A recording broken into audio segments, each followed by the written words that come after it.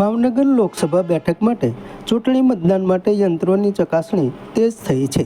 ભાવનગર લોકસભા બેઠક ચૂંટણી મતદાન માટે યંત્રોની ચકાસણી વગેરે માટે તંત્ર દ્વારા કામગીરી તેજ થઈ છે।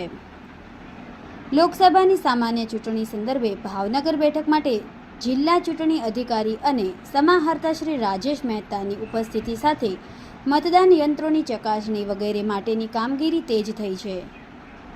7 મેના દિવસે મતદાન માટે 7 વિધાનસભા વિસ્તાર સંદર્ભે 1845 મતદાન મથકો માટે આ કાર્યવાહી શરૂ થઈ છે, જેમાં તંત્ર સાથે રાજકીય પક્ષો ઉમેદવારો સંબંધિત પ્રતિનિધિઓને પણ આ કામગીરી સાથે રાખવામાં આવેલ છે।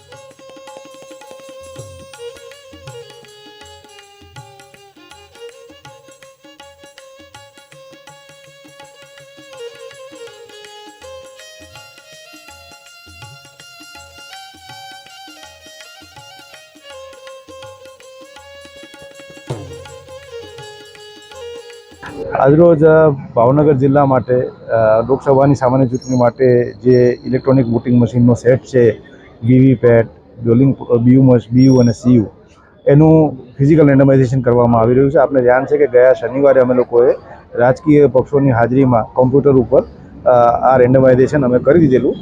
આજે અમે જુદા જુદા આપણા 7 મત વિભાગ છે, મહુવા, ગારિયાધાર, પાલીતાણા, ભાવનગર ગ્રામ્ય, ભાવનગર પશ્ચિમ પૂર્વ, આ પ્રકારની આપણી જે 7 વિધાનસભા મત વિભાગ છે ભાવનગર જિલ્લાના, એના ઇલેક્ટ્રોનિક વોટિંગ મશીન અમે લોકો હવે મતદાન માટે વાપરવા માટે અને થોડા ઘણા તાલીમમાં વાપરવા માટે જે તે વિધાનસભા મત વિભાગને આપવા માટેનું રેન્ડમાઇઝેશન કરી રહ્યા છીએ।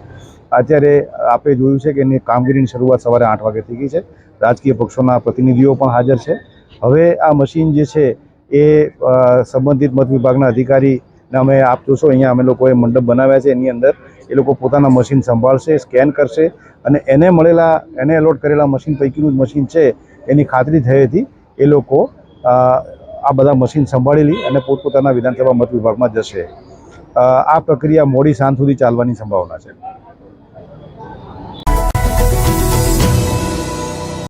સમાજ માટે, સત્ય માટે, સત્યપૂર્ણ સમાચાર પ્રસારણ આપના મોબાઈલ પર તરત જ લાઈક કરો, શેર કરો અને સબસ્ક્રાઇબ પણ કરો, અને હા, ઘંટડી વગાડવાનું ન ભૂલશો। આભાર। સમાજ માટે સત્ય સાથે સત્યપૂર્ણ અહેવાલ, સમાચાર તથા જાહેરાત પ્રસારિત કરવા સંપર્ક સાધો। સત્યપુંજ સમાચાર પ્રસારણ, લબ્ધિ કોમ્પ્લેક્સ, તાલુકા પંચાયત સામે, સિહોર।